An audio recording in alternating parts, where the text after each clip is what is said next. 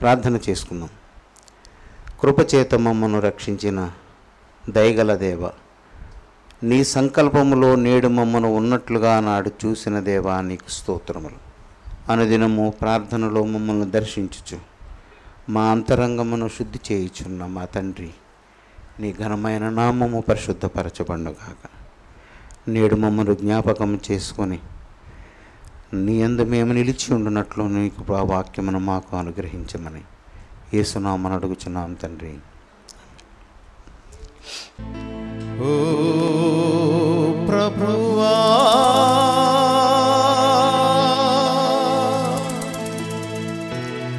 ఓ ప్రభువా,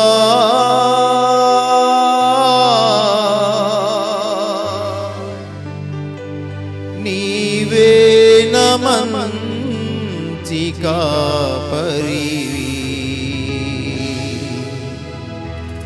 నీవే మంచి కాపరివి.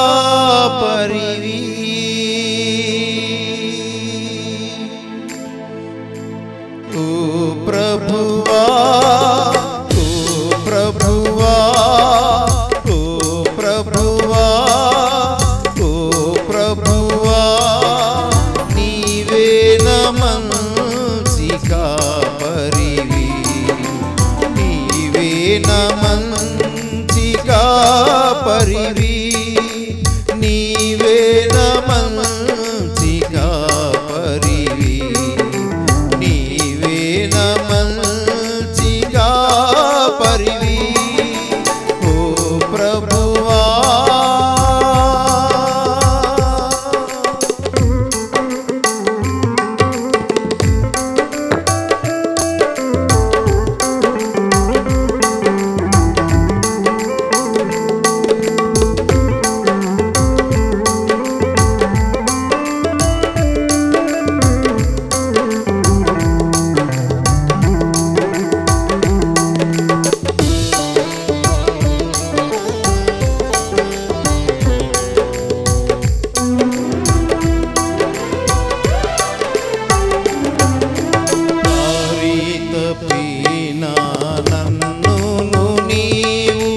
వెదకి వచ్చి రక్షించితివి,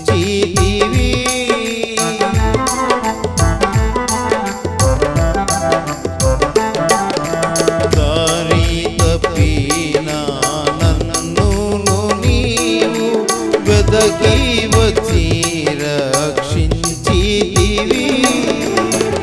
నిత్య జీవము నిచ్చిన దేవా, నిత్య జీవము నిచ్చిన దేవా, నీవే మంచి కాపరివి, నీవే మంచి కాపరివి, నీవే మంచి కాపరివి, నీవే మంచి కాపరివి. ఓ ప్రభువా, ఓ ప్రభువా, నీవే మంచి కాపరివి, నీవే మంచి కాపరివి, నీవే మంచి కాపరివి, నీవే మంచి కాపరివి.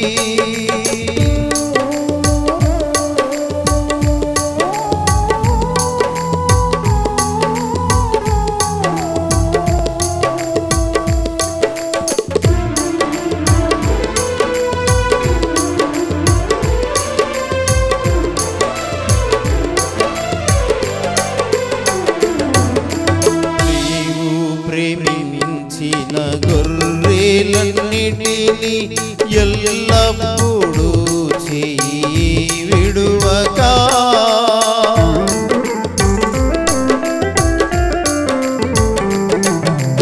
నీవు ప్రేమించిన గొర్రెలన్నిటిని ఎల్లప్పుడూ చేయి విడువక, అంతము వరకు కాపాడు దేవా, అంతము వరకు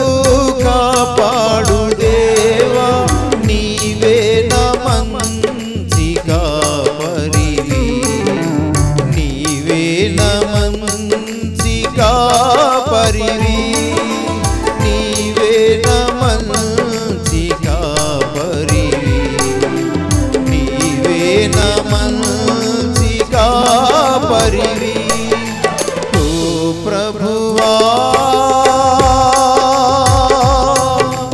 ఓ ప్రభువా నీవే నా మంచి కాపరివి నీవే నా మంచి కాపరివి నీవే నా మంచి కాపరివి నీవే నా మంచి కాపరివి. మనము 2 వాక్యాలు చదవాలి. మత్తయి సువార్త 9వ అధ్యాయం 13వ వాక్యం ఒకటి, మత్తయి సువార్త 12వ అధ్యాయం 7వ వాక్యం ఒకటి.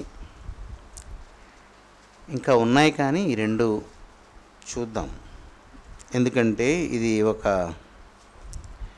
ఒక చోటనే దీనికి అర్థం మనకి దొరకదు ఈ బైబిల్లో. దీన్ని అయినా చదువుదాం. 9వ అధ్యాయం 13వ వాక్యం చదువుతాను. ఆయన మాట విని రోగులకే గాని ఆరోగ్యము గల వారికి వైద్యుడు అక్కరలేదు కదా. అయితే నేను పాపులను పిలువవచ్చి తిని గాని నీతిమంతులను పిలువరాలేదు. గనుక కనికరమునే కోరుచున్నాను గాని బలిని కోరను అను వాక్య భావమేమిటో మీరు వెళ్ళి నేర్చుకొనుడని చెప్పాను. తర్వాత 12వ అధ్యాయం 7వ వాక్యం, మరియు కనికరమునే కోరుచున్నాను గాని బలిని నేను కోరను అను వాక్యభావము మీకు తెలిసి ఉంటే నిర్దోషులను దోషులని తీర్పు తీర్చకపోదురు. ఈ 2 వాక్యాలు మనం ఎందుకు చదువుకున్నామంటే 9వ అధ్యాయంలో యేసు చెప్పిన మాట ఏంటంటే అను వాక్య భావము ఏమిటో మీరు వెళ్ళి నేర్చుకోండి. జాగ్రత్తగా వినండి. ఎందుకంటే మన బ్రతుకు కాలం అంతా మనల్ని డ్రైవ్ చేసే లేఖనాలు ఇవి. అవి మనల్ని నడపాలి కానీ మనము వాటిని నడపకూడదు. అలాగూ దీన్ని మనం మన హృదయంలో చేర్చుకోవాలి. ఏమని చెప్పాడు?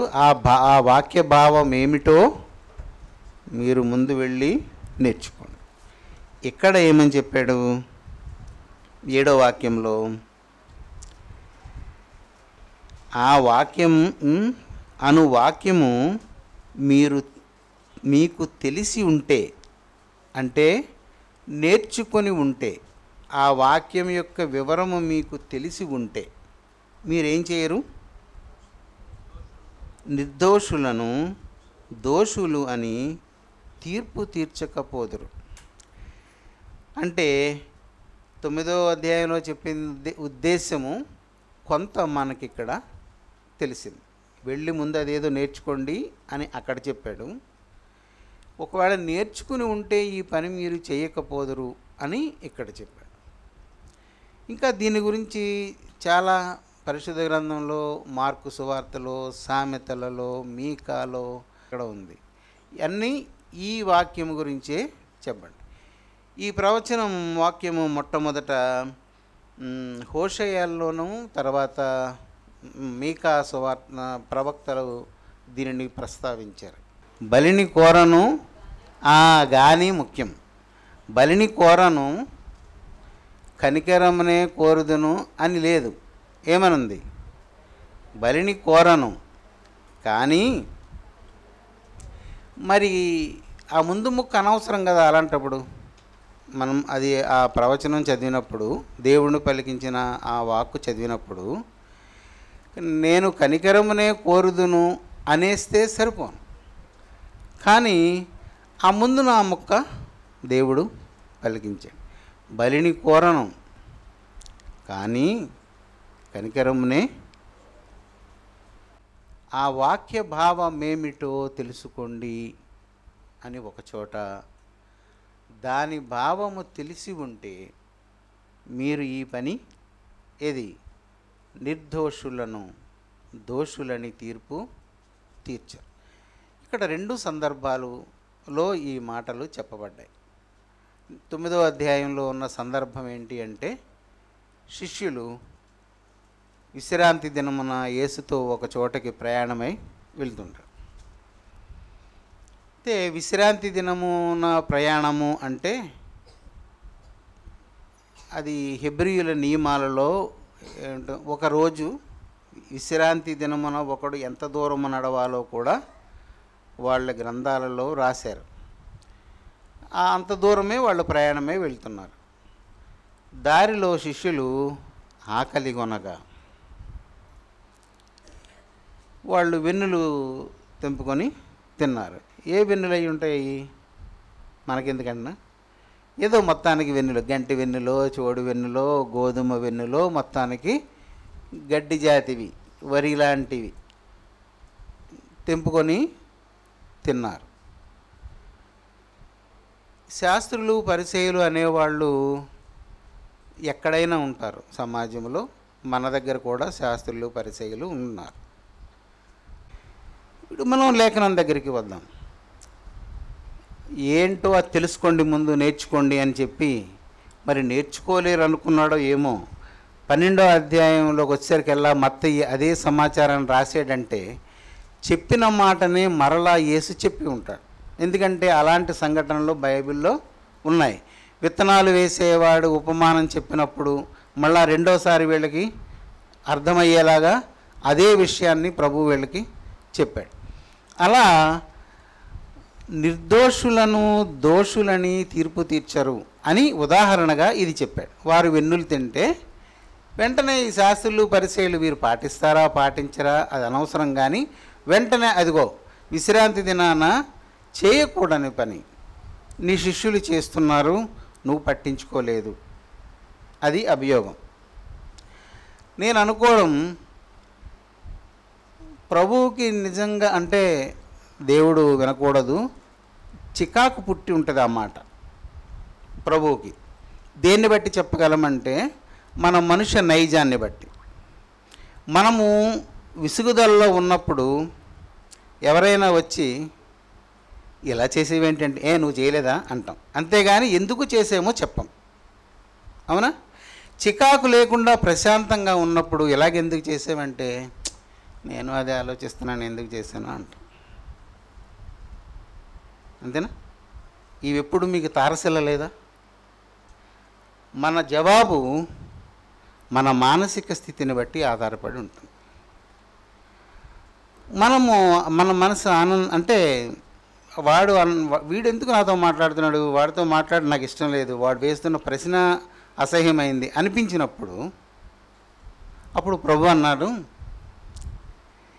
దావీదు తన పరివారంతో వెళ్ళి సముఖపు రొట్టెను, యాజకులే కానీ మరెవరూ తినకూడని సముఖపు రొట్టెను తిన్నాడని నీకు తెలియదా అని అడిగి. అప్పుడు వాళ్ళకి ఎలా ఉంటుంది? మనమే తప్పైపోయాము, అది మనం గుర్తుపెట్టుకోలేదు, మన ధర్మాన్నే వాడు ప్రశ్నిస్తున్నాడు అని వాళ్ళకు కోపం వస్తుంది. అప్పుడు అలా కాకుండా మనం ప్రశాంతంగా చెప్పామంటే అది వేరే అర్థాన్ని ఇస్తుంది. ప్రభు ఆ సందర్భాన్ని మనం ఒకసారి చదువుదాం. 9వ అధ్యాయంలో ఉన్నది 9 నుండి చూద్దాం. యేసు చదవండి. అక్కడ నుండి వెళ్ళుచూ సుంకపు మెట్టు నొద్ద కూర్చుండి ఉన్న మత్తయి అను ఒక మనుష్యుని చూచి నన్ను వెంబడించుమని అతనితో చెప్పగా అతడు లేచి ఆయనను వెంబడించెను. ఇంటిలో భోజనమునకు యేసు కూర్చుండి ఉండగా ఇదిగో సుంకరులను పాపులను అనేకులు వచ్చి ఆయన యొద్దను ఆయన శిష్యుల యొద్దను కూర్చుండిరి. పరిసయ్యులు అది చూచి, మీ బోధకుడు సుంకరులతోనూ పాపులతోనూ కలిసి ఎందుకు భోజనము చేయుచున్నాడని ఆయన శిష్యుని అడిగిరి. ఆయన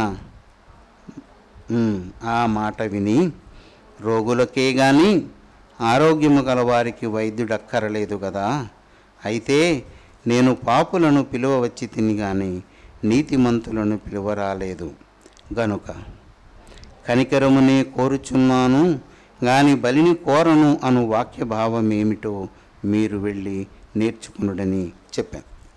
12వ అధ్యాయం 12:7 దానికి పూర్వం ఏముందో చూడాలి. 12:1 నుండి, ఆ కాలమందు యేసు విశ్రాంతి దినమున పంట చేలలో బడి వెళ్ళుచుండగా ఆయన శిష్యులు ఆకలిగొని వెన్నులు త్రుంచి తినసాగిరి. పరిసయ్యులది చూచి, ఇదిగో విశ్రాంతి దినమున చేయకూడనిది నీ శిష్యులు చేయుచున్నారని ఆయనతో చెప్పగా, ఆయన వారితో ఇట్లనెను, తానును తనతో కూడనున్న వారును ఆకలిగొని ఉండగా దావీదు చేసిన దాని గూర్చి మీరు చదవలేదా? అతడు దేవుని మందిరములో ప్రవేశించి యాజకులే తప్ప తానైనను తనతో కూడా ఉన్నవారైనను తినకూడని సముఖపు రొట్టెను తినెను. మరియు యాజకులు విశ్రాంతి దినమున దేవాలయములో విశ్రాంతి దినమును ఉల్లంఘించి నిర్దోషులై ఉన్నారని మీరు ధర్మశాస్త్రమందు చదవలేదా?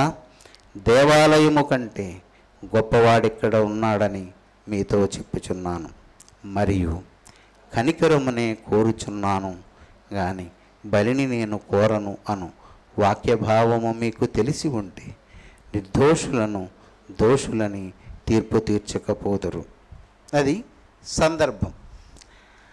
యేసు ప్రభువు ఆ లేఖనాన్ని గుర్తుకు తెచ్చుకోవడమే కాదు, దానిని ఉదహరించి వారికి చెప్పవలసినదేదో ఈ సందర్భాల్లో చెప్పాడు.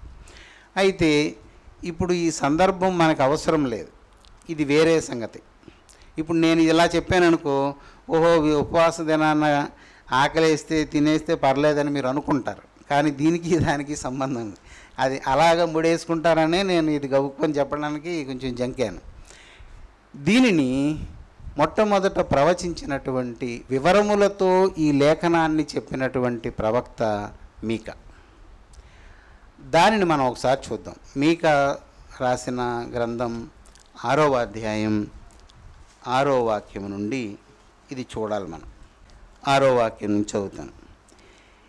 ఏమి తీసుకొని వచ్చి నేను యెహోవాను దర్శింతును? ఏమి తీసుకుని వచ్చి మహోన్నతుడైన దేవుని సన్నిధిని నమస్కారము చేతును? దహన బలులను 7 దూడలను అర్పించి దర్శింతునా? వేలాది పొట్టేళ్లను, వేలాది నదులంత విస్తారమైన తైలమును ఆయనకు సంతోషము కలుగజేయునా? నా అతిక్రమమునకై నా జ్యేష్ఠపుత్రుని నేనిత్తునా? నా పాప పరిహారమునకై నా గర్భఫలమును నేను. ఈ సమాచారాన్ని ముందు మనం చూద్దాం. ఇది ఒకని ఆలోచన. ఇప్పుడు మనం చదివిన 6-7 వాక్యాలు ఒక మనుష్యుని యొక్క ఆలోచన. అలా చదువుతారా? కాదంటే ఒకడు అనుకుంటున్నాడు ఈ మాటలు, నేనేం చేయాలి అని. కానీ అనుకున్నాడే కానీ ఒక పద్ధతిగా ఆలోచించాడు. మొదట ఆ వ్యక్తిని చూడాలి, దర్శించాలి. దర్శనము అంటే చూడడం. తరువాత అతనికి నమస్కారం చేయాలి. ఇలా చేయాలి అంటే దర్శించడానికి అతను అంగీకరించాలి, అపాయింట్మెంట్ ఇవ్వాలి. రెండవది, ఇతని నమస్కారాన్ని స్వీకరించాలి. వీడి నమస్కారం నచ్చకపోతే అతను ఏం చేస్తాడు? తిరస్కారం చూపిస్తాడు. అయ్యే అంటాడు, అంతే. ఇతనికి ఏమొచ్చింది మొట్టమొదట అంటే నేను ఆయనను దర్శించాలి. ముందు దర్శించాలంటే ఎవరి దగ్గర అనుమతి తీసుకోవాలి దర్శనానికి? అతను అంటున్నాడు ఏమని? దహన బలులను ఏడాది దూడలను బలి ఇచ్చి ప్రార్థన చేసి మొట్టమొదట దేవుని దర్శనాన్ని నేను తీసుకోవాలా? తీసుకుంటానా? అర్పించుదునా? దర్శనం దొరుకుతుందా? ఇది అయిన తర్వాత నమస్కారం చేయాలి ఆయనకి. ఆయన నమస్కరించడానికి ఏమన్నాడు? వేలాది, ఇది చూడండి ఎంతెంత మాట అంటే, ఈ దహన బలులు అన్నాడే కానీ ఎన్నో చెప్పలేదు. ఏడాది దూడలు ఎన్నో చెప్పలేదు. అంటే ఇతని అవసరము ఎంతో ఆ సంఖ్య తెలియజేస్తుంటుంది. మనము లేఖనం చదివేటప్పుడు ఇది చదవాలే కానీ మన కన్ను ఇక్కడ ఉండాలి, మన మనస్సు దేవుని దగ్గర ఉండాలి. అప్పుడు ఏ ఉద్దేశముతో దేవుడు ఆ దినాన మీకాను దర్శించి మాట పలికించాడో, ఏ సమాచారము తరతరాలకి తన జనము తెలుసుకోవాలనుకున్నాడో అది అందులో ఉంటుంది. చెప్తాం కదా, words may show a man's wit but actions his meaning అని ఆడెవడాడు షేక్స్పియర్ డ్రామాలో ఒకటి ఉంటుంది. మాట హాస్యంగా ఉండొచ్చు, వాడి ముఖము దాని అసలు అర్థాన్ని తెలియచేస్తుంది. కాబట్టి ఆవేశము అనేది అర్థాన్ని తెలియచేస్తుంది. ఇక్కడ ఇతను సంశయం, ఏం తీసుకొస్తే నాకు ఆయన దర్శనం అవుతుంది? దేవుణ్ణి దర్శించడానికి అప్పుడున్న అవధులేంటి అంటే బలిపీఠము, బలి అర్పణము, దహన బలి ఇవ్వడము, దేవునికి అది ఇంపైనదైతే ఆయన అంగీకరించడము. ఇది దైవ దర్శనానికి వెళ్ళేవాడు చేసేది. ఆ తరువాత ఆయనకి నమస్కారం చేయడానికి ఏం తీసుకెళ్తే బాగుంటుంది అనుకుంటున్నాడు? ఏమంటున్నాడు? వేల కొలది పొట్టేళ్లను, వేలాది, ఇంత అత్తర సీసా కొనడానికే 3-4 వేలు ఉంటుంది, మంచిది. వేలాది నదులంతా, నదులే తైలమై ప్రవహించడం అంటే అది మనిషికి వచ్చే ఆలోచన కాదు. మీకాకు దేవుడు చెప్పిన మాట. వేలాది, అది కూడా వేలాది నదులంత విస్తారమైన తైలము. నేను జరుగుతాయా? ఇవి జరుగుతాయా? మనం పాట పాడేస్తుంటాం, నా జ్యేష్ఠపుత్రుని ఇచ్చేస్తానని. ఓ జ్యేష్ఠపుత్రుడా, ఏమీ ఇవ్వలేవు నువ్వు. కానీ ఇతను ఆలోచిస్తున్నాడు, ఇంతకీ ఇన్ని వేల పొట్టేళ్లను, ఇంత విస్తారమైన తైలాన్ని ఇచ్చి నేను ఆయనకి నమస్కరిస్తే నా నమస్కారాన్ని ఆయన అంగీకరిస్తాడా? నన్ను సరిగా రిసీవ్ చేసుకుంటాడా? ఇంతకీ ఈ 2 స్టెప్పులు దేనికేసాడు అంటే, అసలైంది మూడోది ఏంటది? నా అతిక్రమము, నా పాప పరిహారము. ఈ రెండింటి కోసం వీడు ఈ 2 మెట్లు ఎక్కాడు. ఇప్పుడు 3వ మెట్లో ఏమిస్తే పోతుందనుకుంటున్నాడు అంటే, మనం అనుకుంటాం మన అతిక్రమం గురించి అసలు మనకి లక్ష్యమే ఉండదు. నిజంగా అతిక్రమము ఎంత ప్రమాదమైనదో ఈ వాక్యంలో రాసి ఉంది. నా అతిక్రమమునకై నా జ్యేష్ఠపుత్రుని నేను ఇస్తున్నా. ఇక్కడ ఒక సంశయం ఉంది. పుత్రుడు పుట్టాలంటే అమ్మా నాన్న ఇద్దరు ఉండాలి. ఈ మాట రాసిన వాడు మగవాడైతే మరి ఆమె అతిక్రమాలకి ఎవరినిస్తుంది? అయినా బలవంతంగా లాక్కుని నా జ్యేష్ఠ కుమారుని పట్టుకొని పోయి, ఇదిగో నా అతిక్రమమును తుడిచేయమని నా కొడుకుని ఇచ్చేస్తే సరిపోతుందా? వీడి ఆలోచన. నేను మీకు ముందే చెప్పాను, ఈ 2 వాక్యాలు అతిక్రమములను కడిగి వేసుకోవడానికి, పాపమునకు పరిహారం పొందడానికి ప్రయత్నం చేసేవాని ఆలోచన ఇది. నేను ఎలా చేసేదా? నా అతిక్రమము నా పెద్ద కొడుకునిస్తే పోతుందా? నా పాప పరిహారమునకై నా గర్భఫలమును నా పిల్లలందరినీ ఇచ్చేస్తే సరిపోతుందా? పోతాయా అవి? ఈ ఆలోచన మీకు ఎప్పుడైనా వచ్చిందా? అతిక్రమము, పాపమునకు పరిహారము చెల్లించడం అంటే అది ఎంత గొప్పదో. ఆ దోషము నుండి తప్పించడానికి వాడు అడుగు దర్శనానికే వేలాది నదులంత తైలము, వేలాది పొట్టేళ్ళు వాడు నమస్కారం చేయడానికి, దేవునికి నమస్కారం చేయడానికి ఇస్తానంటున్నాడు. వాడు అతిక్రమానికి జ్యేష్ఠ కొడుకుని ఇస్తే సరిపోతుందా? నా పిల్లలందరినీ నా అతిక్రమాలకు పాప క్షమాపణకి ఇస్తే సరిపోతుందా అని ఒకడు మదన పడిపోతున్నాడు. అంటే పాప పరిహారము ఎంత ఖరీదైనదో,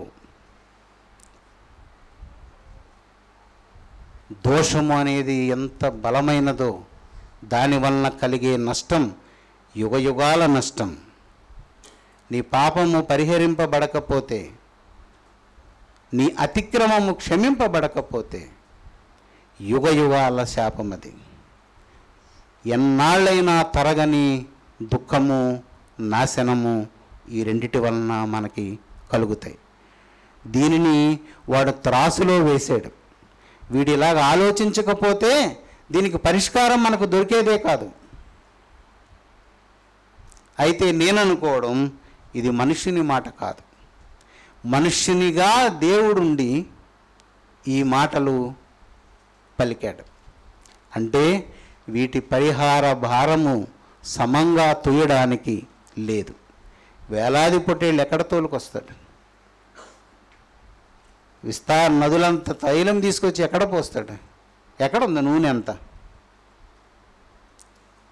అంటే దాని అర్థం ఒక నరుని యొక్క పాప పరిహారము కానీ, ఒక నరునికి ఇంకేంటి ఇవి ఈ అతిక్రమములు అనేవి చెరిగిపోయేవి కావు. ఇవి చెరగవు, ఎవరు చెరపలేరు. వాటికి ఇంత పెట్టుబడి పెట్టినా చెరిగిపోతుందని అక్కడ లేదు. సరిపోతుందా? చాలునా? ఇంకా సంశయాత్మకమే. మనం అనుకుంటాం ఎన్ని వేషాలు వేసినా, ఎన్ని తప్పులు చేసేసినా మనకి లక్ష్యం ఉండదు. మన పాపం యొక్క బరువెంతో, ఎంత అంటే దేవుని రక్తమంతా. ఒక నరుని పాప భారము ఈజ్ ఈక్వల్ టు సృష్టికర్త అయిన దేవుని ప్రాణమంతా. అందుకే ఇవేవి చేయలేవు. వేటి వలన కాదు. చేయుదునా ఇచ్చేదా అంతే. దేవుని పిల్లలు గుర్తుపెట్టుకోండి. అపరాధ భావము ఒకసారి హృదయములో చొచ్చుకొని ఉంటే, నిన్న మనం చెప్పుకున్నట్లుగా త్వరపడి కావలివాడు వేకువ కొరకు కనిపెట్టుకున్న దానికన్నా ఎక్కువ అపేక్షతో దాని నుండి విడిపింపబడడానికి ఒకడు దేవుని దగ్గర ప్రార్థన చేసి ఆయన సన్నిధిలో దీని కొరకు దాచబడి ఉన్న కృపను కనుక అందుకోకపోతే ఇంత ఎవడైనా ఇవ్వగలడా? ఒక అతిక్రమానికి, ఒక పాపము యొక్క పరిహారానికి ఇక్కడ చెప్పబడినవి. మన దగ్గర అతిక్రమములు ఉంటాయి, పాపములు ఉంటాయి. దానిని వాటితో గుణిస్తే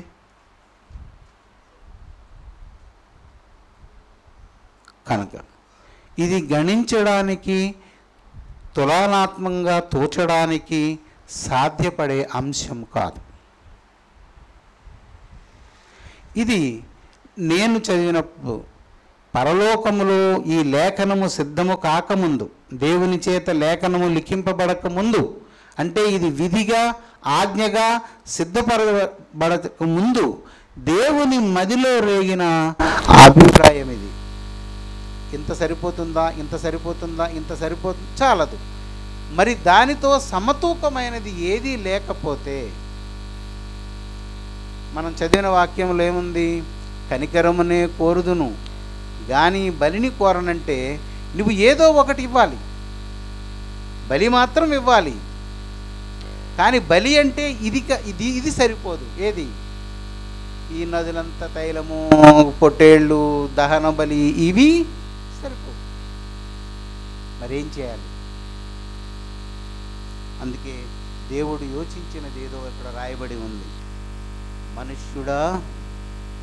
మనుష్యుడా అంటే ఇందులో పడి ఉన్నవాడా, అపరాధముల చేత పాప పరిహారము కొరకు ఎదురు చూస్తున్న మనుష్యుడా, ఏది ఉత్తమమో అది నీకు తెలియజేయబడి ఉన్నది.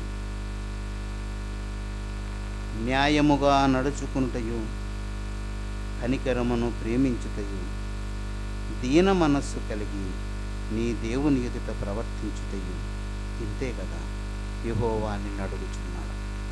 ఇప్పుడు ఇందాల మనం చెప్పుకున్నటువంటి దహన బలులు, ఏడాది దూడలు, వేలాది పొటేళ్ళు, వేలాది నదులంత విస్తారమైన తైలము, జ్యేష్ఠ కుమారుడు, గర్భఫలము, ఈ మొత్తం మూటగట్టి ఒక త్రాసులో వేసి ఈ ఉత్తమముగా అయినదని దేవుని చేత సర్టిఫై చేయబడిన దానిని ఒక ప్రక్కన వేస్తే అది తేలిపోతుంది. ఏంటది? న్యాయముగా నడుచుకొనుటయు, కనికరమును ప్రేమించుటయు, దీన మనస్సు కలిగి నీ దేవుని ఎదుట ప్రవర్తించుటయు. బస్, ఆ బరువు అంతా తేలిపోతుంది. అవన్నవి నేను లెక్కెడుతుంటే మూట కూడా కట్టడానికి కుదరదు. అది ఎన్ని పొట్టేళ్ళు తీసుకొని రావాలి? వేలాది. ఎన్ని వేలు? వేల కొలది. ఎన్ని వేలు అంటే లెక్కలేదు. తర్వాత వేలాది అంటే ఎన్ని వేలు? అదే వేలు అంటే స్టార్టింగ్ రేటే వేలు. వేలాది అంటే పెరుగుతున్న కొలది వేలు పెరుగుతూనే ఉంటాయి. అన్ని నదులంతా తైలము ఎన్ని ట్యాంకులు నింపాలి? దానంతా తెచ్చి త్రాసులో వేస్తే ఈ 3 సంగతుల దగ్గర అవి తేలిపోతాయి. న్యాయముగా నడుచుకొనుటయు, కనికరమును ప్రేమించుటయు, దీన మనసు కలిగి నీ దేవుని ఎదుట ప్రవర్తించుటయు, అంతే. ఈ 3 ఉంటే సరిపోతాయి. మనుష్యుడా అంటే మరణాన్ని రుచి చూసేవాడా అని అర్థం. మర్త్యుడు అంటే మనుష్యుడు. మర్త అంటే భూలోకం. భూలోకం మీద పుట్టినవాడు ప్రతి ఒక్కడు చనిపోతాడు కాబట్టి వాడిని మర్త్యుడు అంటారు, మనుష్యుడు అంటాడు.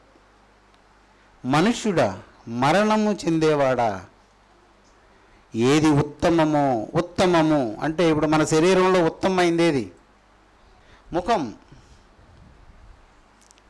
నా ముఖం లేకుండా నేను పిడికిలు బిగించాను అనుకోండి, చెయ్యిని ఎప్పెట్టి బిగించానా, ఎవడి మీద నా కోపం వచ్చి బిగించానా, లేకపోతే తిమిరెక్కిందని బిగించానా?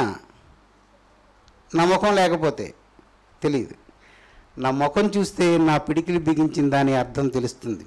కోపం వచ్చిందా, చికాకు పుడుతుందా, లేదా నా చెయ్యి దురద పుడుతుందా? నా ముఖంలో శరీరం ఏదైతే తలస్తుందో అది ముఖంలో కనిపిస్తుంది. కనుక శరీరములో ముఖము ఏంటి? ప్రధానము, మర్చిపోకూడదు, ప్రధానమైనది. ఇది లేకుండా ఏమీ చేయలేం. అవతల వాడికి ఏమీ తెలియదు. ముసుగేసుకున్న ముఖంలో నవ్వుతున్నావో ఏడుస్తున్నావో ఎవరికి తెలుస్తుంది కదా? కనుక ముఖ్యమైనది, ప్రధానమైనది ఏంటో దేవుడు ఎందులో ప్రధానమైనది? మొత్తము భక్తి జీవితములో పరలోక సంబంధమైన పరిపూర్తికి ప్రధానమైనది మనుష్యుడా, ఉత్తమమైనది నీకు చెప్తున్నాను నేను. ఏంటంటే ఇంక ఇది మనకి టైం సరిపోదు. ఉత్తమమైనది అంటే మనకి ముఖమే మనకు ఉత్తమమైనది. ఏంటది? న్యాయము. న్యాయము అంటే అది చాలా పెద్ద నిర్వచనం. దేవుని ఆజ్ఞ అనుకుందాం. ఆజ్ఞ వచ్చిన వెంటనే మనం అలాగ చేస్తే న్యాయం చేసిన వాళ్ళం అవుతాం. ఇందాక మనం చదువుకున్న దాంట్లో అదేంటో అర్థం తెలుసుకోండి అని 9వ అధ్యాయంలో దాని అర్థం తెలిసి ఉంటే మీరు నిర్దోషిని దోషి అని, అంటే తీర్పు తీర్చకూడదు అనేది ఆజ్ఞ. నేనేం చేసినా నీకేంటి సంబంధం, నీవేం చేస్తున్నా నాకేంటి సంబంధం? కూర్చుని ఆలోచించుకుంటే మనకు అనిపిస్తుంది, మనకు అనవసరం. ఒకవేళ నీవేదైనా చెడులో పడిపోతున్నావా, దైవత్వం ఉంటే నీ మనస్సు ఒకలా ఉంటుంది, దుష్టత్వం ఉంటే వేరేలాగా ఉంటుంది. దుష్టత్వం ఉంటే ఏమొస్తుంది, చెడు, ఏదో జరిగిపోతుంది చెడు అని. అది చెడని నీకు ఎలా తెలిసింది? దేన్ని బట్టి చెప్పగలిగావు? దేనితో కొలమానం చేయగలిగావు? అంటే నేను ఈ లేఖనంలో రాసిన ఉదాహరణనే చెప్తున్నాను. ఇంకా వేరే ఉదాహరణ అంటే చాలా ఉన్నాయి. నిర్దోషిని దోషి అని నీవు అంటావు, ఇది తెలిస్తే అది చేయవు. ఏది తెలిస్తే? న్యాయము, కనికరము, దేవుని ఎదుట దీన మనస్సు. ఈ మూడు మనం ఎప్పుడన్నా చెప్పుకోవచ్చు. కనికరమును ప్రేమించడం అనేది కొంచెం తేడాగా ఉంటుంది, అంటే అర్థం అవ్వదు. కనికరాన్ని ప్రేమించడం ఏంటి? కనికరం అనేది భాషాపరంగా అది ఒక రసం. రసం అంటే దుఃఖము, సంతోషము, హాసం, నవ్వు, హేళన, వెటకారం, ఇవన్నీ కూడా రసాలు.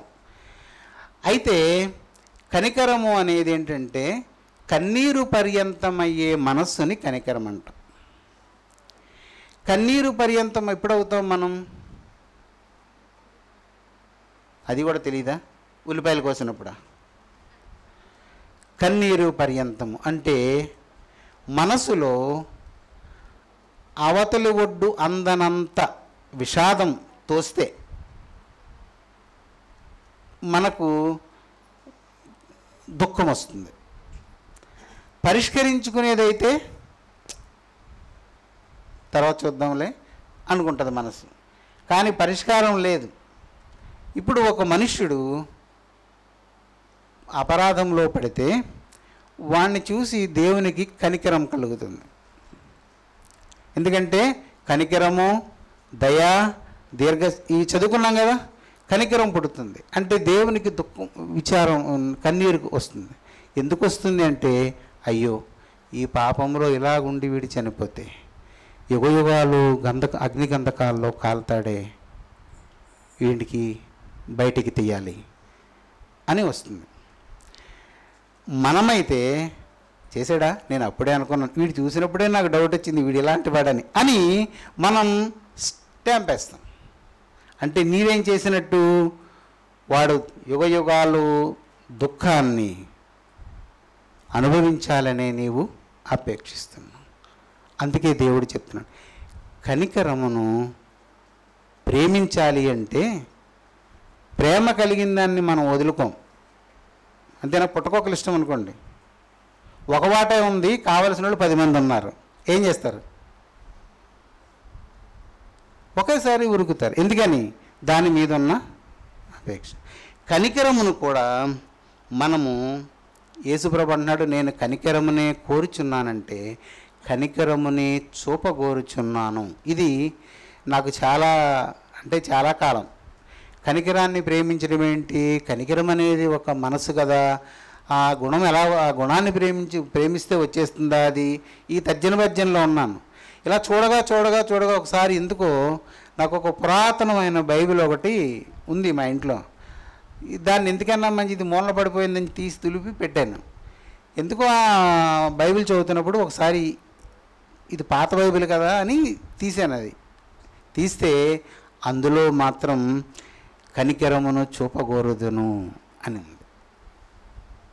మీరు చూడండి, కావాలంటే సంగోరు బైబిల్ నుండి మిగిలిన దాంట్లో రెఫరెన్స్లు ఉంటాయి, పాత బైబిల్స్, అందులో మీరు తిరగేయండి. అందులో ఆ ట్రాన్స్లేషన్లో అది ఉంది. మనము ఒక వ్యక్తి దోషమును చూస్తే కనికరం పుట్టాలి కానీ కర్కశత్వం రాకూడదు, దయ పుట్టాలి. చెడ్డవాడిని చూసి, అందుకే యేసుప్రభు చెప్పాడు, సుంకరులతోనూ పాపులతోనూ నీ గురువుకి ఏం పని అంటే ప్రభు ఆ మాటలు విని అప్పుడు చెప్పాడు, ఆరోగ్యమైన వాడికి వైద్యుడు ఎందుకు? రోగికే కదా. నేను పాపులకే, అందుకే నేను పాపులతో ఉన్నాను. పాపులతో కలిసినంత మాత్రంలో ఈయన పాపి అయిపోతాడని వాడు భ్రమపడ్డాడు. నిర్దోషాన్ని దోషముగా వాడు సృష్టించాడు. దేవుని పిల్లలారా, ఈ నైజం నాలో ఉంది, నేను ఒప్పుకుంటాను. మీలో కూడా ఉంటే వదిలేయండి, ప్రార్థన చేయండి. ఎప్పుడూ ఒకని వైపు చూడకండి. ఒకని జీవితంతో నాకు ఏ లాభము లేదు. మీరు ఆలోచించుకోండి. నేను అబద్ధికుడనా? నష్టం నేను అనుభవిస్తాను. నీవు నా మీద విమర్శ చేస్తే ఈ బురద నీకు కొంచెం పేస్ట్ అవుతుంది. ఇప్పుడు నువ్వు ఏ నేరం చేయకుండానే నా పాపంలో. అందుకే ఇది ఉత్తమమైన మార్గం. దేవుని ఆజ్ఞను అనుసరించండి, దేవుని మాటకు దీనులైపోండి. దీనులైపోవడం అంటే అదేవో ఆ భాషలో బాంచన్ అంటారు కదా, కాళ్ళు పట్టడం. అలాగా దీనులైపోండి. దేవుని మాట నీకు ఇష్టం లేకపోయినా బలవంతంగా దేవుడు చేయమన్నాడు, ఇంక చేస్తే గొడవ ఉండదు అని దీనులైపోండి. కానీ కనికరాన్ని మాత్రం వదిలిపెట్టకండి. కనికరమును చూపగోరడం అది దేవుని లక్షణం. ఆయనే చెప్తున్నాడు కదా, నేను కనికరమునే కోరుదాను, బలి అక్కర్లేదు నాకు, నేను నిన్ను కనికరిస్తాను. నువ్వు బలి తీసుకొనిరా కాదు, నువ్వు ఈ పని చేస్తే నాకు చాలు. ఇదే ఉత్తమమైనది మనుష్యుడా అని దేవుడు చెప్పిన ఈ మాటను మన అంతరంగంలో చేర్చుకుందాం. జాగ్రత్త. ఆత్మ చాలా విలువైనది. ఆ ముందునున్న ఆ 3 అభిప్రాయాలు చూడండి. దర్శించడానికి, నమస్కరించడానికి, అంటే దేవుని సంతోషపెట్టడానికి, పాపం పరిహారం అవ్వడానికి ఏం చేసినా అవి ఊహకందని లోడది. మనం ఎక్కడ తేగలం? కానీ దేవుడు దాన్ని సులువుగా మనకిచ్చాడు. ఇవన్నీ మారు మనసులో ఉండే లక్షణాలే. సంఘం దీనిని అభ్యాసం చేసి దేవుని కృపను పొందాలని ఆశపడుతున్నాను. దేవుడు అలాంటి కృపను మనకు అనుగ్రహించునుగాక. ప్రార్థన చేసుకున్నాం. మహాగణుడైన మా తండ్రి, నీవు ఏనాడో భూమి పుట్టింపక మునుపు మేమెవరము లేకపోవడమే నేడు మేము ఉన్నట్లుగా చూసి నేడు మాకు ఈ ఉపదేశమును అనుగ్రహించుటకు నీవు చేసిన నీ నిత్య నిర్ణయమును బట్టి నీకు స్తుతి చెల్లించుకొనుచున్నాం. నిన్ను గూర్చిన జ్ఞానము, నిన్ను గూర్చి తెలుసుకొనుట మాకు దయచేయి నాయన.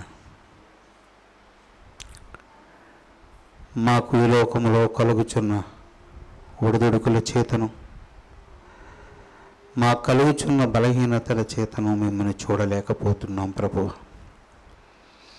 నిన్ను చూడగల కన్ను మాకు అనుగ్రహించి ఆశీర్వదించు.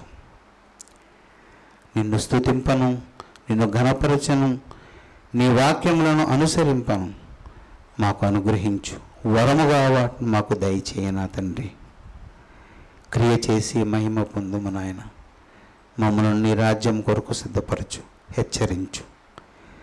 ఒకరినొకరు హెచ్చరించుకునే కృపను కూడా సంఘానికి దయచేయి ప్రభువా. మేలు కోరుట, కనికరమును చూపగోరుట మాకు దయచేయి నాయన. మమ్మల్ని వర్ధిల్ల చేయమని, దుష్టుని ఆలోచన నుండి తప్పించమని యేసునామమున అడుగుచున్నాం తండ్రి.